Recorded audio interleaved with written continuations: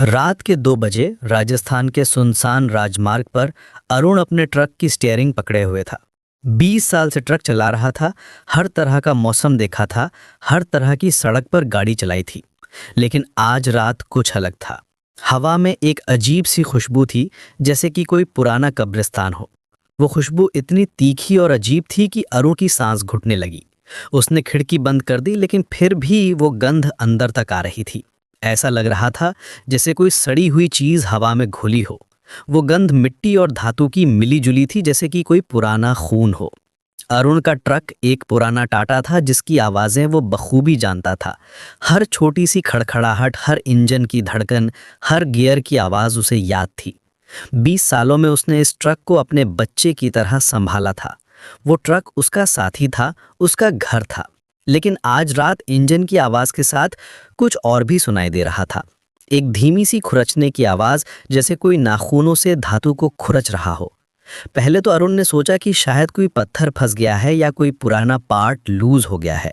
लेकिन वो आवाज़ लगातार आ रही थी, एक रिदम में, जैसे कोई जानबूझकर कर रहा हो। वो आवाज़ ऐसी थी जैसे कोई अपने नाखूनों से ब्लैक बोर्ड पर लिख रहा हो। अरे यार, ये क्या हो रहा है? अरुण ने अपने आप से कहा। उसकी आवाज में परेशानी साफ झलक रही थी। उसने रेडियो बंद कर दिया था क्योंकि सिर्फ स्टैटिक आ रही थी। कभी कभी उस स्टैटिक के बीच में कुछ आवाजें भी आती थी, जैसे कोई दूर से रो रहा हो या मदद मांग रहा हो। कभी कभी लगता था जैसे कोई उसका नाम ले रहा हो, लेकिन जब वो ध्यान से सुनता तो सिर्फ हवा की आवाज होती। अब सिर्फ इंजन की आवाज और वो अजीब खुरचने की आवाज थी। अरुण ने कई बार अपने कान साफ किए, सोचा कि शायद उसे गलत सुनाई दे रहा है। लेकिन वो आवाज बार बार आ रही थी, हर 5 सेकंड में, जैसे कोई मैसेज दे रहा हो। सड़क के दोनों तरफ सिर्फ रेत के टीले और कांटेदार झाड़ियां थी। यहां तक कि दिन में भी ये जगह डरावनी लगती थी। रात में तो बिल्कुल भूतिया लग रही थी। चांद भी बादलों में छुप गया था, जैसे वो भी इस अंधेरे से डर रहा हो। अरुण के ट्रक की हेडलाइट्स सिर्फ कुछ मीटर तक ही रोशनी फैला रही थी, बाकी सब कुछ घने अंधेरे में डूबा हुआ था। कभी कभी उसे लगता था कि झाड़ियों के बीच से कोई छाया गुजर रही है, लेकिन जब वो ध्यान से देखता तो कुछ नहीं दिखता। वो छायाएं तेजी से मूव कर रही थीं, जैसे कोई जानवर हो, लेकिन इतनी तेज की पकड़ में ना आए। तभी अचानक सामने से एक और ट्रक आता दिखा, लेकिन कुछ गड़बड़ थी। उस ट्रक की लाइटें बहुत तेज थीं, इतनी तेज कि अरुण की आंखें चुंधिया गईं। वो ट्रक सीधे अरुण की तरफ आ रहा था, बिल्कुल बीच सड़क में। अरुण ने अपनी आंखें मिचमिचाईं, कोशिश की कि वो उस ट्रक को साफ देख सके, लेकिन उसकी शक्ल साफ नहीं दिख रही थी। सिर्फ वो तेज रोशनी दिख रही थी, जो तेजी से पास आ रही थी। वो रोशनी इतनी तेज थी कि अरुण को लगा जैसे कोई सूरज उसकी तरफ आ रहा हो। अरुण ने हॉर्न बजाया, लेकिन कोई जवाब नहीं आया। उसने लगातार हॉर्न बजाया, चिल्लाया भी, अरे भाई साइड हो जाओ। लेकिन वो ट्रक और भी तेजी से आ रहा था। अरुण का दिल तेजी से धड़कने लगा। उसे लगा कि अब तो कोलिजन होगा ही। उसने अपना ट्रक साइड में ले जाने की कोशिश की, ब्रेक भी मारा, लेकिन तभी वो दूसरा ट्रक अचानक गायब हो गया, बिल्कुल हवा में। 1 सेकंड पहले वो सामने था, अगले सेकंड गायब, जैसे कि कभी था ही नहीं। क्या भला है ये? अरुण ने पसीना पोंछते हुए कहा। उसका दिल तेजी से धड़क रहा था, पसीना उसकी पीठ पर ठंडा हो रहा था। उसने ट्रक रोककर बाहर निकलकर देखा। सड़क पर कोई निशान तक नहीं था, कोई ब्रेक मार्क्स नहीं, कोई टायर ट्रैक्स नहीं, जैसे कि कभी कोई ट्रक आया ही ना हो। अरुण ने अपने सिर को हिलाया, सोचा कि शायद वो बहुत थक गया है और उसे हेल्यूसिनेशन हो रहा है। लेकिन वो इतना रियल लगा था कि उसे यकीन नहीं हो रहा था। अरुण वापस ट्रक में बैठा और आगे बढ़ने लगा, लेकिन अब वो खरोंचने की आवाज़ और भी तेज हो गई थी। लग रहा था जैसे कोई ट्रक के ऊपर चल रहा हो, हैवी फुटस्टेप्स की तरह। अरुण ने ऊपर देखा, लेकिन कुछ नहीं दिखा। फिर उसने सोचा कि शायद कोई एनिमल ऊपर चढ़ गया है, लेकिन इतनी ऊंचाई पर कौन सा जानवर चढ़ सकता है? और वो आवाज़ भी बहुत अजीब थी, जैसे कोई इंसान चल रहा हो। वो फुटस्टेप्स बिल्कुल रेगुलर थे, जैसे कोई मार्च कर रहा हो। कुछ किलोमीटर आगे अरुण को एक ढाबा दिखा। वहां एक छोटी सी रोशनी जल रही थी, जो इस अंधेरे में एक उम्मीद की किरण लग रही थी। अरुण ने सोचा कि चलो यहाँ रुककर चाय पी लेते हैं और थोड़ा आराम कर लेते हैं। शायद कुछ नॉर्मल लोगों से बात करने से उसका डर कम हो जाए। ढाबा बहुत छोटा था, सिर्फ एक बेंच और एक चूल्हा, लेकिन कम से कम यहाँ इंसानी प्रेजेंस तो थी। वो रोशनी भी बहुत डिम थी, जैसे कोई मरता हुआ बल्ब हो। ढाबे के पास पहुंचकर अरुण ने देखा कि वहां एक बूढ़ा आदमी बैठा था। उसकी आंखें बहुत अजीब थीं, जैसे कि वो कहीं और देख रहा हो। वो बिल्कुल हिल नहीं रहा था, जैसे कोई स्टैचू हो। अरुण को लगा कि शायद वो सो रहा है, लेकिन जब अरुण ने आवाज की तो उसने तुरंत जवाब दिया, जैसे वो पहले से ही जाग रहा था। उसकी आंखें बहुत गहरी थीं, जैसे कि उसमें कोई राज छुपा हो। चाय मिलेगी भाई? अरुण ने पूछा। उसकी आवाज में थकान और डर दोनों झलक रहा था। बूढ़े आदमी ने धीरे से सिर हिलाया और चाय बनाने लगा। उसकी हरकतें बहुत स्लो थीं, जैसे कोई रोबोट हो। अरुण ने अपने ट्रक की तरफ देखा। अब वो खुरचने की आवाज बिल्कुल बंद हो गई थी। जैसे ही वो ढाबे के पास आया था, वो आवाज रुक गई थी। ये बात अरुण को और भी अजीब लगी, जैसे कि वो आवाज किसी स्पेसिफिक जगह से बाउंड थी। आप यहाँ अकेले हैं? अरुण ने पूछा। वो चाहता था कि कोई नॉर्मल कॉन्वर्सेशन हो जिससे उसका मन शांत हो जाए। हाँ, रात में यहाँ कोई नहीं आता, सिर्फ वो आते हैं जो वापस नहीं जा सकते, बूढ़े आदमी ने कहा। उसकी आवाज बहुत धीमी और गंभीर थी। उसमें एक अजीब सा दर्द था, जैसे वो कई सालों से यहीं बैठा हो। अरुण को समझ नहीं आया कि इसका मतलब क्या है। उसने पूछना चाहा, लेकिन बूढ़े आदमी ने चाय का ग्लास उसकी तरफ बढ़ा दिया। चाय गर्म थी, लेकिन उसका टेस्ट बहुत अजीब था, कड़वा और मीठा दोनों, जैसे कुछ और मिला हो। अरुण ने चाय पी और पैसे देकर वापस अपने ट्रक में बैठ गया। जाते समय उसने देखा कि बूढ़ा आदमी उसे घूर रहा था, एक अजीब सी मुस्कान के साथ। वो मुस्कान बिल्कुल नेचुरल नहीं लग रही थी। जैसे ही अरुण ने इंजन स्टार्ट किया, वो खुरचने की आवाज़ फिर शुरू हो गई, इस बार और भी तेज। अरुण ने रियर व्यू मिरर में देखा। उसे लगा जैसे कोई परछाई ट्रक के पीछे चल रही है, एक लंबी काली छाया जो ट्रक के साथ साथ मूव कर रही थी। अरुण ने मिरर को एडजस्ट किया, लेकिन वो छाया अभी भी वहीं थी। वो छाया कभी कभी शेप चेंज कर रही थी, जैसे कोई लिक्विड हो। सड़क पर आगे बढ़ते हुए अरुण को एक और अजीब चीज दिखी। सड़क के किनारे एक पुराना ट्रक खड़ा था। वो बिल्कुल अरुण के ट्रक जैसा दिख रहा था, same model, same colour, same design. Arun ने अपना ट्रक रोका और बाहर निकल कर देखा। उसका क्यूरियोसिटी बढ़ गया था, इतना सिमिलर ट्रक कैसे हो सकता है? उसने कभी ऐसा कोइंसिडेंस नहीं देखा था। वो ट्रक बिल्कुल वैसा ही था जैसा अरुण का, वही नंबर प्लेट, वही रंग, वही डिजाइन, यहाँ तक कि वही स्क्रैचेस और डेंट्स भी थे जो अरुण के ट्रक पर थे। लेकिन वो बहुत पुराना लग रहा था, जैसे कई सालों से वहां खड़ा हो। पेंट उखड़ गया था, रस्ट लगा हुआ था। अरुण ने अपने ट्रक को देखा, फिर उस ट्रक को देखा, बिल्कुल सेम टू सेम, जैसे कोई डुप्लीकेट हो। अरुण ने उस ट्रक के केबिन में झांका। वहां एक आदमी बैठा था, लेकिन वो हिल नहीं रहा था। अरुण ने दरवाजा खोला।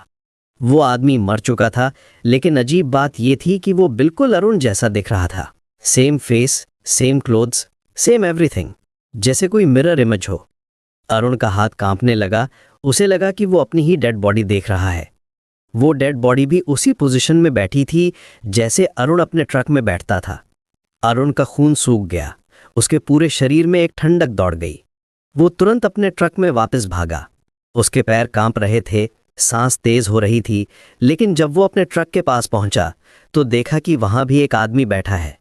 वो आदमी भी अरुण जैसा ही दिख रहा था, बिल्कुल सेम, जैसे कोई क्लोन हो। उसकी आंखें भी बिल्कुल अरुण जैसी थीं, लेकिन उनमें कोई जान नहीं थी, बिल्कुल ब्लैंक। तुम कौन हो? अरुण ने चिल्लाकर पूछा। उसकी आवाज में पैनिक साफ सुनाई दे रही थी। उस आदमी ने धीरे से अपना सिर घुमाया। उसकी आंखें बिल्कुल काली थीं, जैसे कि कोई गहरा कुआं हो। उसमें कोई लाइट नहीं थी, कोई जान नहीं थी, सिर्फ अंधेरा। वो अंधेरा इतना गहरा था कि अरुण को लगा जैसे वो उसमें खो जाएगा। मैं तुम हूं और तुम मैं हूं, हम दोनों यहां फंस गए हैं, उस आदमी ने कहा। उसकी आवाज़ बिल्कुल अरुण जैसी थी, लेकिन उसमें कोई इमोशन नहीं था, बिल्कुल मैकेनिकल लग रही थी। अरुण को समझ आ गया कि वो किसी जाल में फंस गया है। उसने इधर उधर देखा। अब वहां सिर्फ एक ट्रक नहीं बल्कि कई ट्रक खड़े थे। सभी एक जैसे, सभी में एक जैसे ड्राइवर बैठे थे। सभी अरुण जैसे दिख रहे थे। कुछ नए लग रहे थे, कुछ पुराने। कुछ में अभी भी जान दिख रही थी, कुछ बिल्कुल लाइफलेस लग रहे थे, जैसे कि ये सब अलग अलग टाइम पीरियड से आए हों। ये क्या हो रहा है? अरुण ने डरते हुए पूछा। उसकी आवाज कांप रही थी। ये सड़क है भाई, जो कभी खत्म नहीं होती। जो भी यहां आता है वो यहीं रह जाता है। हम सब यहां कई सालों से हैं। एक और आवाज आई। वो आवाज भी अरुण जैसी थी, लेकिन उसमें हार और निराशा थी। उसमें एक गहरा दुख था, जैसे कि वो कई जन्मों से यहां फंसा हो। अरुण ने देखा कि सभी ट्रक ड्राइवर उसकी तरफ देख रहे हैं। सभी का चेहरा एक जैसा था। सभी अरुण जैसे दिख रहे थे, लेकिन सभी में अलग अलग इमोशंस थे। कुछ में डर था, कुछ में गुस्सा, कुछ में उदासी, जैसे वो सब अरुण के अलग अलग फेजेस हों। कुछ उसके पास्ट को रिप्रेजेंट कर रहे थे, कुछ फ्यूचर को। लेकिन मैं तो अभी यहां आया हूं, अरुण ने कहा। वो अभी भी होप कर रहा था कि ये सब कोई बैड ड्रीम है। हम सब यही सोचते थे भाई, लेकिन समय यहां रुक जाता है। तुम कब से यहां हो ये तुम्हें पता ही नहीं चलेगा, एक और अरुण ने कहा।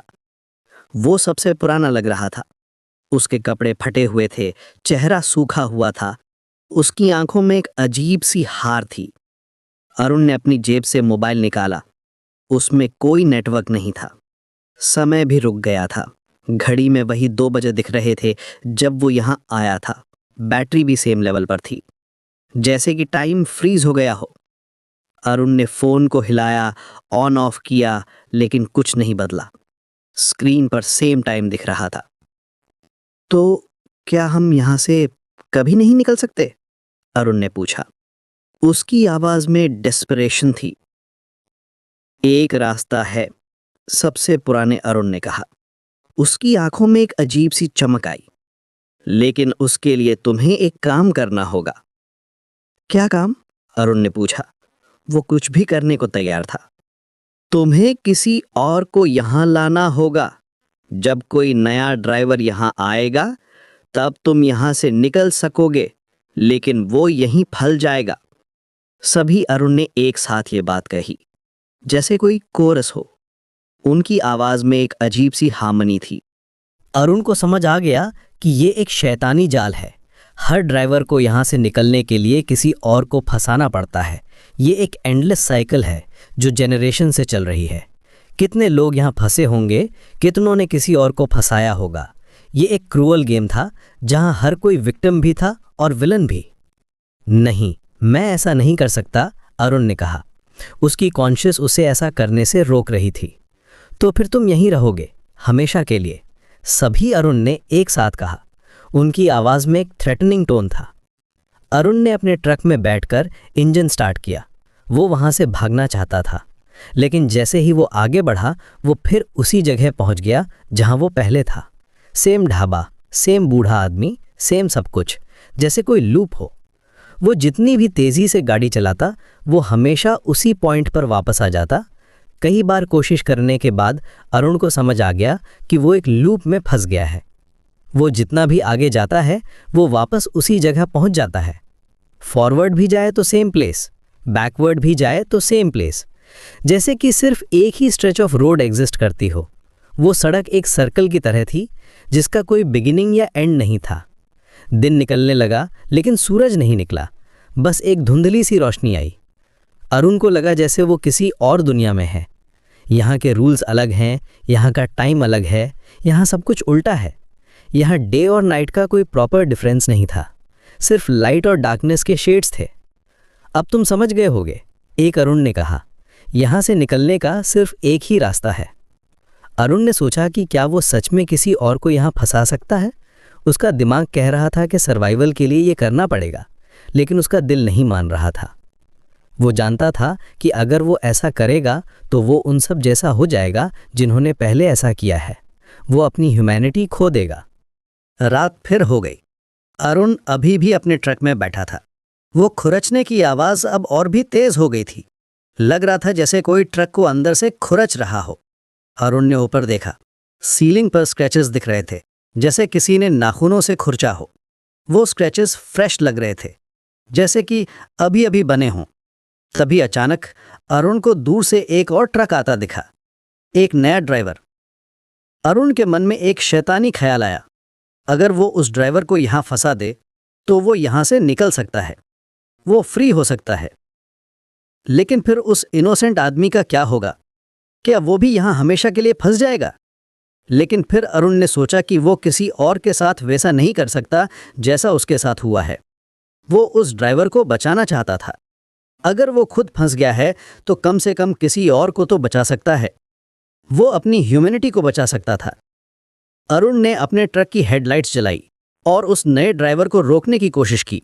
वो चिल्लाया, रुको, यहां मत आओ, ये जगह खतरनाक है।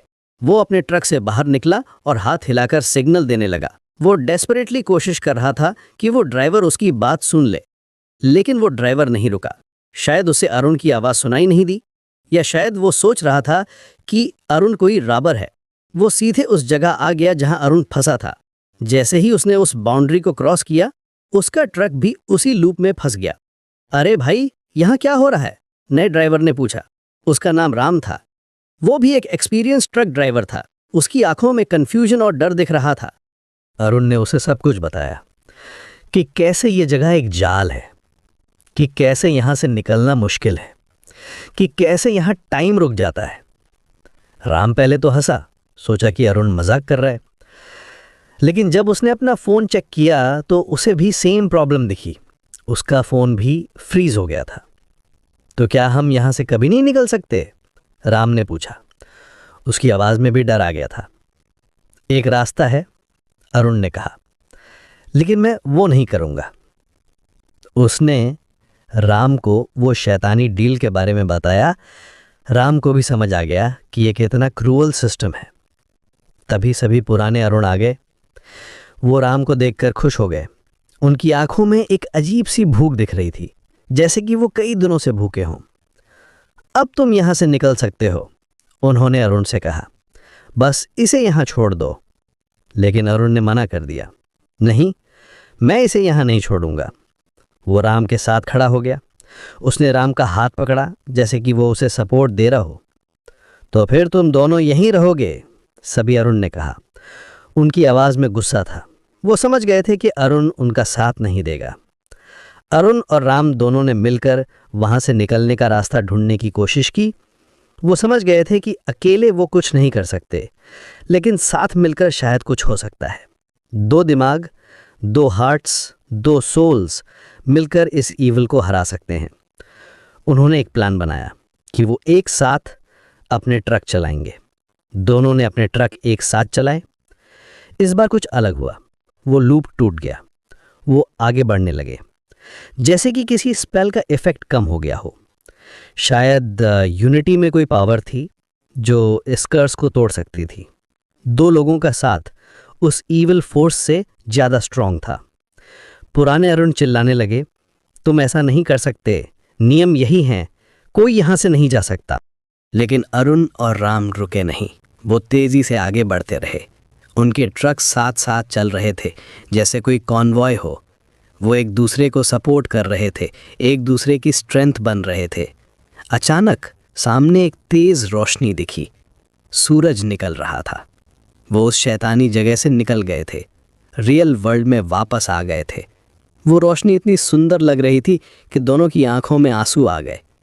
दोनों ने अपने ट्रक रोके और बाहर निकले। वो एक नॉर्मल हाईवे पर थे। ट्रैफिक भी दिख रही थी। नॉर्मल लोग अपने व्हीकल्स में जा रहे थे। सब कुछ नॉर्मल था। वो साउंड्स, वो स्मेल्स, वो फीलिंग्स, सब कुछ रियल लग रहा था। यार, ये सब क्या था? राम ने पूछा। वो अभी भी शॉक में था। पता नहीं भाई, लेकिन अच्छा है कि हम निकल आए, अरुण ने कहा। उसने राम का हाथ मिलाया। उन दोनों के बीच एक स्पेशल बॉन्ड बन गया था। दोनों ने एक दूसरे को धन्यवाद दिया और अपने अपने रास्ते चले गए। लेकिन दोनों जानते थे कि उन्होंने एक साथ मिलकर कुछ बहुत बड़ा किया है।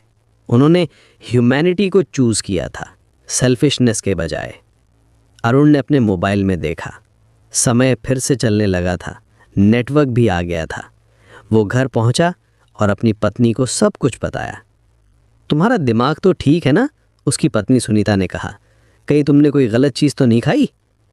अरुण को पता था कि कोई उसकी बात पर यकीन नहीं करेगा, लेकिन वो जानता था कि जो कुछ हुआ था वो सच था। उसके पास कोई प्रूफ नहीं था, लेकिन उसे पूरा यकीन था। वो एक्सपीरियंस उसकी सोल में घुस गया था। उस दिन के बाद अरुण ने रात में ट्रक चलाना बंद कर दिया।